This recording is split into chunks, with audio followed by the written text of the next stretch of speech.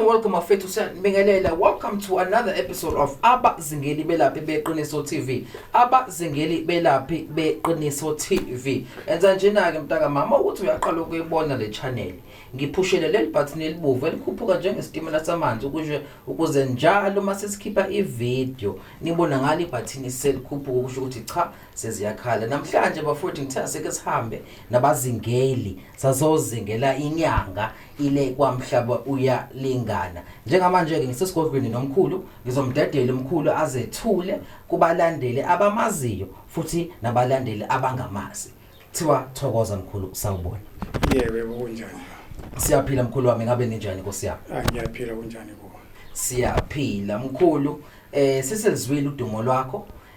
Sase setheke asike sifike sizokubheka sike sikubone ukuthi usebenza kanjani. Mkhulu, kunabantu lana abaqalayo ukukubona abangakwazi nokuthi ubani. Ngisacela mkhulu uke wazise umbukeli njengamanje ukuthi umkhulu bani lona. Wawuthathapha umsebenzi kukuningi mkhulu esifuna ukwazi ngawe, kodwa ngisacela utshela umlandeli ukuthi umkhulu bani lo esikhuluma naye njengamanje. Thokoza. Ngiyanibongela bonke ababukeli bami.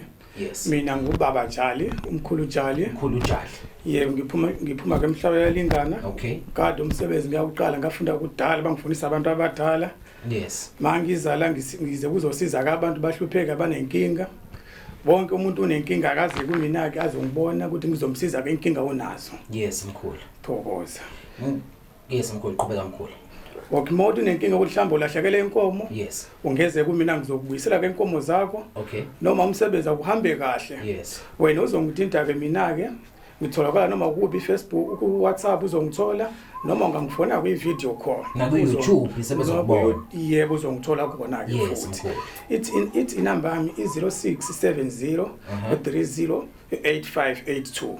82. Yebo. Ungangifona noma ngosikhathini uzongithola khona. Okay mkhulu, singakafiki enambeni mkhulu. Mina ngiyalwazi udumo lwakho. Kunabantu abangalwazi udumo lakho mkhulu. Amabhavu for abantu abangawuthola umsebenzi. Ngabe namanje usawenza? Ngiyakwenza ke konke. Yes mkhulu. Moto unenkinga lento awuthola umsebenzi oza ke mina ngizokusiza ke lokho. Yes mkhulu. Yebo. Mkhulu, ngizokubuza mina ngezinto engihlezi ngezwe ukuthi cha umkhulu Jali uyazenza. Thokoza. Mkhulu, ngabe namanje usafika ubethele emzini yabantu? Yebo ngiyafika ke mina. Yes mkhulu. Izilwane usakwazi ukuzikhipha noma lelikhehla elakufundisa selashona awusakwazi ukuzikhipha? Lo ngiyakwenza ke ukhehla ngifundisa konke akuwo ungihlulayo mina ngafundela kumuntu omkhulu ke lokhokho. Yes mkhulu. Akuwo kuzongihlula mina unenkinga ngithinteke kule number ngizoza lapho noma wena uzoza kimi la ngikhiphe ke zonke unazo inkinga ke lapho. Yes mkhulu. Yeah. Mkhulu, sizwile ukuthi uke wathatha uhambo waya koMalawi, waya koNgorongoza, waya koNgwavuma, waya koTanzania, waya koBenin. Ngabe mawuthatha lo hambo usuke uyokwenzani? Usuke usuhambelani indlela ezikude kangaka? Ngisacela mkhulu ukuchazele mina nabalandeli, especially ngale trip le usanda kuya lapha eBerlin bekwenzakalani? La bengiye lapha eBenin bengibiziwe ke. Yes. Ukhona umuntu bolahlekela ke izinto zakhe ukuthi ngimbuyisele ke lapho emndenini. Okay. Njengabe uhambo lwami ngilapho eBenin kuyenza kulo msebenzi. Yes mkhulu. Yebo sengihambe khona ke izinto zakhe zonke sezihambe kahle zibuyile ke yena ke izinto zakhe. Oh, so umkhulu uphinde abuyise izinto ezilahlekile. Ngabe mkhulu kuyimfuyo, ngabe kuyimoto, ngabe kuyintombi ngisho engithandana nayo. Noma yini ilahlekela mina ngizokutshela kwena after for 3 days lezinto uzosibona sesibuyile. Yes mkhulu. Yebo. Noma intombi ulahlekele intombi ngizokuthembisa ngo3 days le ntombi izobuyela kuwena. Yes mkhulu. Yebo. Mkhulu, kunamuntu lana othi nakho mina ngiyasebenza ngifuna isikhundla. Nakho mina ngisemsebenzini nginecala. Ngabe umuntu uthi ufuna ukuphakama asikhulumi njalo ngesithwalo. ngabe umuntu uthi ufuna ukuphakama emsebenzini athole le promotion, ngabe namanje usenalo lelo bhodlela obanika lona? Lokho ngiyakwenza ke futhi na izinto zami zokwenzela ke zikhona la. Yes. Ngofuna ukukhuphula ke isikhundla sakho wona uzala nazi isikhundla ngizokunika zona ke ukuthi ube namandla emsebenzini. Yes, mkhulu. Konke ke lo ngizokwenzela ke mina ke lokho. Umuntu omnika isigubhu ngoba phela kunabantu abayisaba yikho. Ngeke ngimnike yena azofika kumina ngizomwenzela konke ke na Okay. ngizofika ayizeke endlini. Yes, Isigubhu mkhulu. ngeke asithathe. Ngeke asithathe. Yebo. Mkhulu, nangu umuntu lana kunabantu umuntu akasalala ekhaya, umuntu usehamba ecasha. Abantu bamfuna ngebhamu phansi phezulu.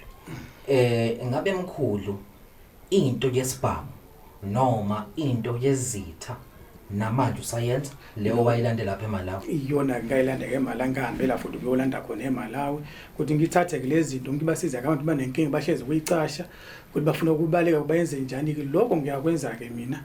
Wena ufika mawuthi nenkinga ubaleka noma ufuna ukuvikela ke isibhamu oza ke kimi ngizokusiza ke isibhamu singangene kuwena noma une ukuthi sikhona izitha ziza kuwe singakutholeke la ukhona.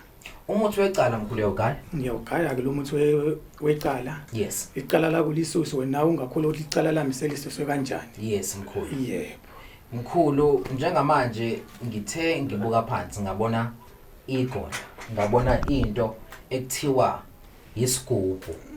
Ngabe mkhulu uyazenza na izigubhu noma ngabe lo muntu owayekusiza ukuthi wenze igubhu usahamba emhlabeni mhlawumbe usakwazi ukuzenza? Lokho ngiyakwenza ke isigubhu Yes, kodwa mkhulu. isikole isigubhu sihlukele ema size yakho. Okay. Kuwena ukuthi uzokhetha siphi isigubhu. Yes. Sikhona njengalesi khona kanje ngamanje lo sibona lesigubhu lesu 20,000 isigubhu. Okay. Siyakulethela ke imali ngenyanga mhlawumbe ku 2 million. Yes, okay. Nazi isigubhu sona sincane ke lesi sikhona ngizokunika zona mawusifuna kwena isigubhu. Ushuthi lana mkhulu yini lesi isiphakamo noma sengiyisithwalo lesi? Isiphakamo leza sona isithwalo. Akusona isithwalo. Wena mufuna isithwalo uzoza kumina sikhuluma umkhulu ngifuna ke isithwalo ngizokunika kodwa lesi isiphakamo. Isiphakamo lesi. Yebo.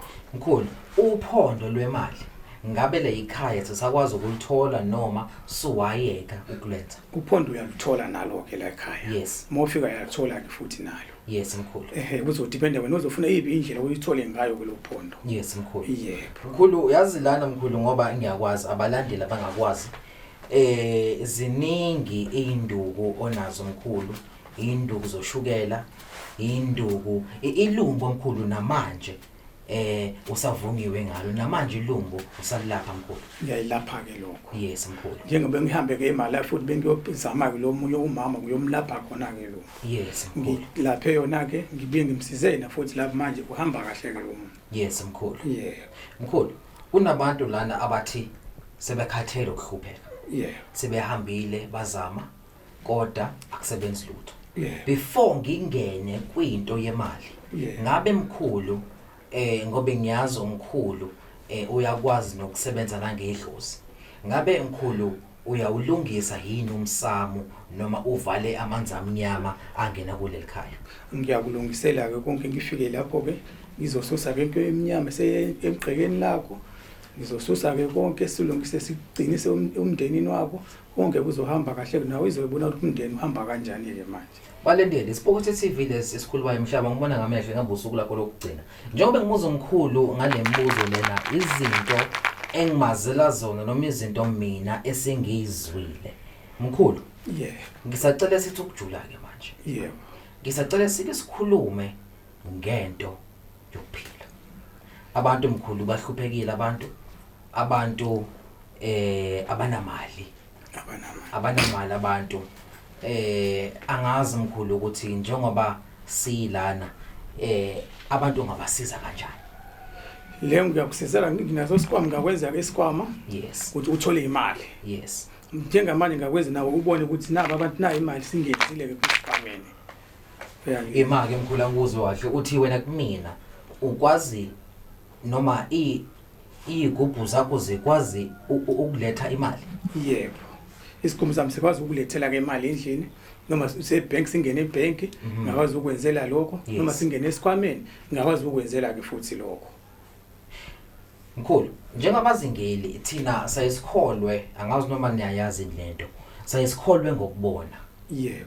So nami abalandeli bami kumele ngibenzele iqiniso. So into engizoyicela lana mkhulu ngizocela ukuthi mina lento oyikhulumayo nami ngicela ukuyibona ngoba ayijwayelekile. So uma ukuthi uthi mkhulu wena lento uyakwazi ngempela ukuletha imali. Yebo. Esikhwameni. Thokoza. Ngisacela mina njengespokes TV ungikhombise lento. Hayi khuleka amanzi amancane ke lawo. Ay mkhulu ngisacela ukukunika ithuba mkhulu angazi wenza kanjani naku seqala nokufudumala la ekamereni angazi yini kodwa ke ngisacela mkhulu ukukunika ithuba. Hayi wena khuleka ke lezi zinto ngizokwenzela njengamanje nawe uzoyibonela ukuthi uhamba kanjani ke ukuthi umkhulu uze la hayi kuzodlala. Balandeli njengamanje sisesigodlweni samkhulu uJali yeah sekunjalo futhi. Njengameni bona ke lesikhwama sinalutho. Masi empta sinalutho lesikhwama ngicela usondele. Yes bona nazi isikhwama sinalutho sinani lesikhwama. Balandeli as you can see isikhwama asinalutho. No asinalutho mkhulu lesikhwama. Yes bona ke lesikhwama. Yes. Manje kanjani ukuthi sibe nemali esingenalutho? Ngoba phela umsebenzi wakho naku uzoyibona ukuthi na imali igcwele kulesikhwameni. Oh sisazophuma siya bank. Izophuma ke ngizoyenza imali wena usuzoyikhipha ke imali uyothenga noma ikuphi. Akuphumi thina la esigodlweni kuphuma izinto zakho. Izophuma ke into zami ke wena usakhona. Ithi uyadlala mkhulu. Uzoyibona ke namehlo yenu. Lula.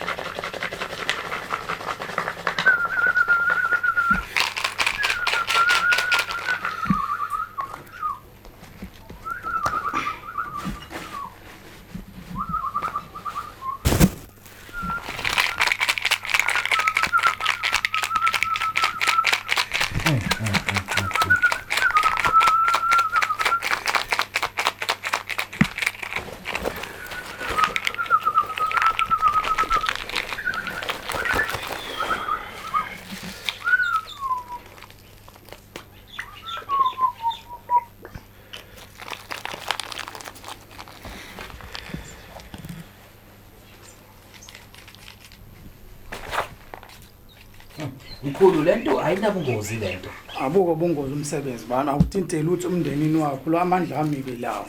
Okay. Lawo ngakhipha. Lawo amandla ami nganika nomkhulu ukuthi ngiyeze mina ngifuna ukusebenzisa ke igazi lomuntu. Yes. Yebo nganika amandla umkhulu wanginika wona ke lawo. Okay. Angifuna ukuthi umthinteke umndeni wakho. Ayinabungozi lento. Abungozi lento. Ayichithe igazi ayithintele uthi umndeni amandla ami ke lawo umsebenzi wami ke lo. Okay.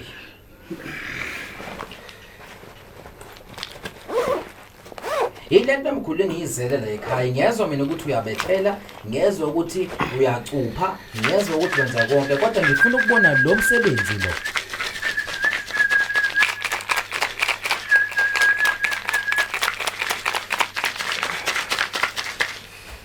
Ngeke mkhulu ngifuna ukuyibona lento iphila ngifuna ukuyibona iphila lento. Wena usuzoyibona ke nayi izocala ke imali ke la ngizokwenzela imali mayipho ithola imali wena uzoyithatha ke imali uthenga ngaphandle ubone ukuthi hayi mkhulu Jali usungenzele imali nabe ngifuna angeke phenduke amaphepha lemali ngizokutshela ukuthi hamba uthenga ngaphandle ubone ukuthi nayi imali yasebenza yini hayi no mkhulu uhlezi sihamba umeni Sport TV mhlaba ngibona ngamehle ngabe usuku lakho lokugcina ngithaki ke ngihambe namhlanje ngizonibonela ngibona no camera wami sethuka lana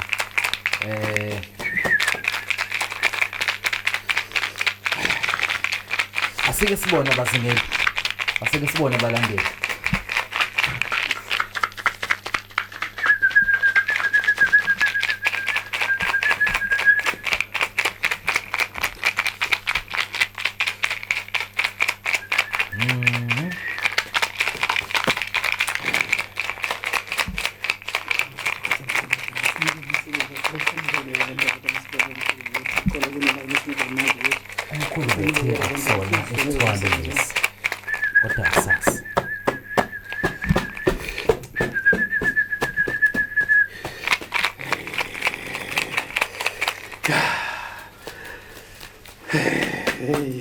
manje sekuright ke ngakuphezela ukuthi uyibone ke mntanami imali yami kanjani mkhulu ngoba phela besisahlezi sonke lana besingakaye ebhenki Umsebenzi wami ke loyo ngingaphiwa nabantu abadala.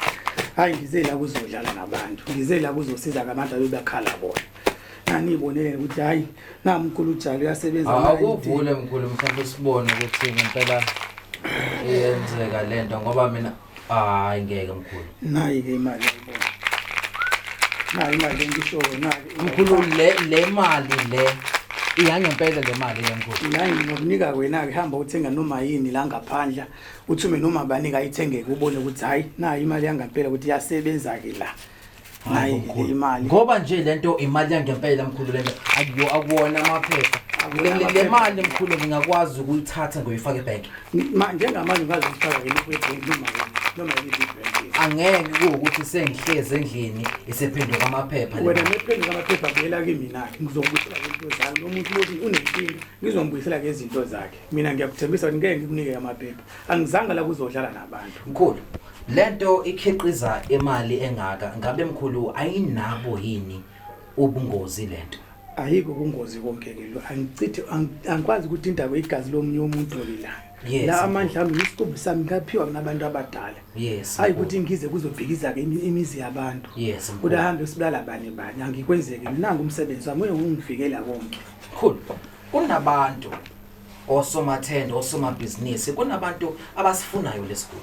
Mothi unamathenda ufuna ukukhuphuka amathenda akushezi wathola njalo amathenda ungeze kumina ke sikhona isikhubu ngizokunika zona sihlukene lezi isikhubu zihlukene kuyipi indlela uzoyifunayo wena ke mina ngizokunika kulesi sikhubu ninazo isikhubu sicala ngo15,000 yes sikhona sa 20,000 25 kuwena uzokhetha ukuthi sibi isikhubu nalisibi indlela ngizoyenza ngayo mkhulu kunabantu abangakwazi ukufika ngisho no 10,000 inhlanga zesigubhu lezi za 5,000 namanje usasikhipha ngisasikhipha ke futhi lezi 5,000 hayi ukuthi sonke abantu sikwazi ukuthola njengo 10,000 ngeke sithole imali enkulu kodwa mhlawumbe une 5,000 ungeze kumina ngizokusiza ke lapho ngize la kuzosiza abantu bahluphekile yes mkhulu yebo mkhulu kunabantu abakubukayo koMpumalanga kunabantu abakubukayo koGoli eko Eastern Cape ko Bloemfontein bathi bafuna lo msebenzi mina ngitholakala noma kuphi ungangifona noma video call yes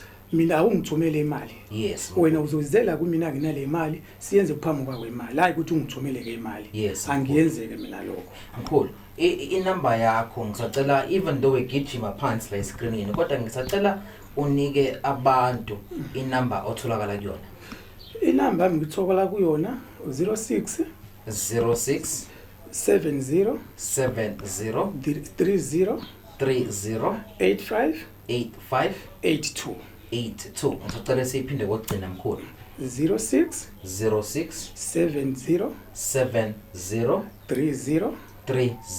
85 82 yebo eyona ke bafethu inamba enimthola kuyena umkhulu sengididekile nami mase ngibone imali engake ningixolela abazingeli iyona inamba enithola usizo kumkhulu ukuze nikwazi nani phela ukuthola wona lo mcebo noma wona lo lutisizo mkhulu ngabe akuzona tipokwe lezi kodwa kumele ngibabuzele abalandeli cha kusona isipokwe lezi yes imali yangampela le imali yangampela uyayithintela utho kumndenini wakho yes mkhulu amandla ami ke la mkhulu siyazivala kunento engicela ukubacalela abalandeli yebo ngobe ngiyazi unebhavu lo msebenzi yebo uphinde ube nebhavu lemali yebo uphinde ube nebhavu lo somabhizinisi abantu abaphatha amabhizinisi kunjalo ngicela mkhulu ukuthi abantu bo5 bokuqala abazofika kuwena